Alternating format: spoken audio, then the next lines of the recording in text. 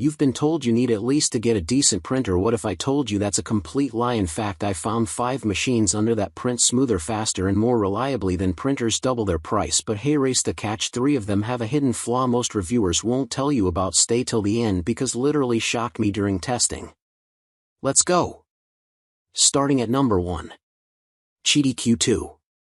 The Qidi Q2 is a reasonably priced workhorse positioned between serious hobbyist rigs and prosumer 3D printers. The Q2 is a fully enclosed, heated chamber unit that can print with a wide variety of materials, including engineering-grade filaments.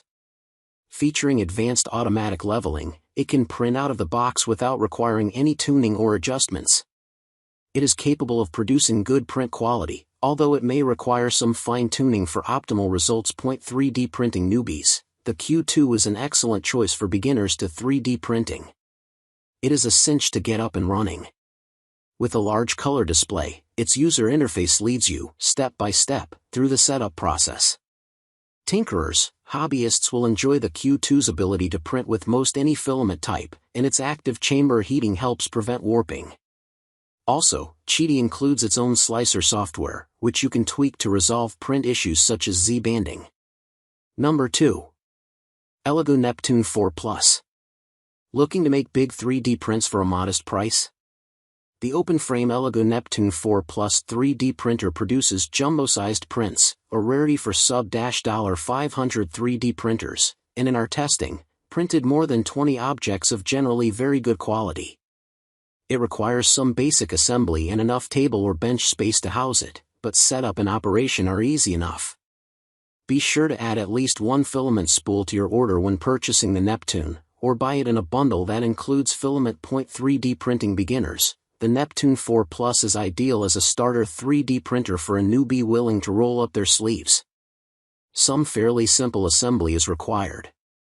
As an open-frame 3D printer, the Neptune's workings, motors, belts, cables, print bed, extruder, and filament feed remain visible. Both assembling it and seeing it in action help a newcomer to better understand the 3D printing process. The Neptune is capable of printing large objects, and our test prints were generally of very good quality. Cash-strapped hobbyists, the Neptune 4 Plus is a good choice for a hobbyist on a budget. It sells for a modest price, it supports many filament types, and it can produce large prints. Number 3. Bambu Lab A1 Mini. The Bambu Lab A1 Mini is not only an affordable 3D printer, but also offers an inexpensive add-on module that can print with any or all of 4 different colored filaments, making multicolor creations easy. It generates high-quality prints at a relatively high speed, too. The A1 Mini is exceptionally easy to get up and running and continues to be problem-free while you're printing. Beginners, the Bambu Lab A1 Mini comes nearly fully assembled and is easy to set up and operate.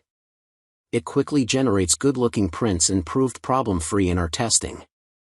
The combo version that we reviewed includes an add-on module that can print with any or all of 4 different colored filaments, making multicolor creations easy. Budget-minded hobbyists, the A1 Mini is a superb choice for someone who wants a stellar out-of-the-box experience, simple operation, and some money left in the bank. The version we reviewed sells for less than $400, making it one of the lowest-cost 4-color fused deposition modeling (FDM) printers on the market.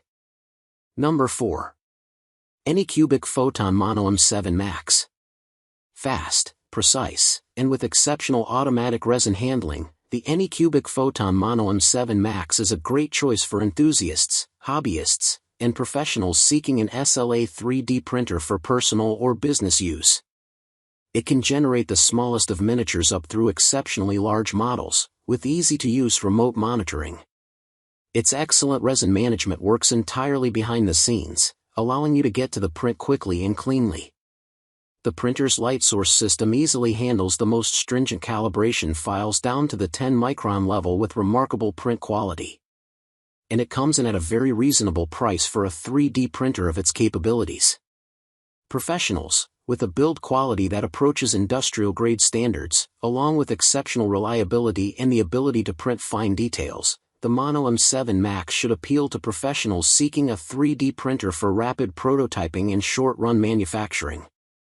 Enthusiasts, With a sub-$1,000 price, exceptional quality, and innovative resin management features, the Anycubic Photon Mono M7 Max is a natural fit for artists, hobbyists, and anyone seeking a resin-based printer to quickly output high-quality prints. Because the M7 Max conceals its powerful technology beneath an intuitive and responsive UI, users can transition from unboxing to finished prints with minimal resin interaction. Number 5. Toybox 3D Printer. The Toybox 3D printer is a device that kids can enjoy with minimal supervision and use to output some nifty toys. A parent will be needed for the initial setup, which involves creating a free account, downloading the app, and syncing your device with the printer. It is also recommended to have an adult present during use by younger children. You can print from a mobile device or through a browser, selecting printable objects from Toybox's generous selection or designing your own. Printing proved smooth, with no misprints.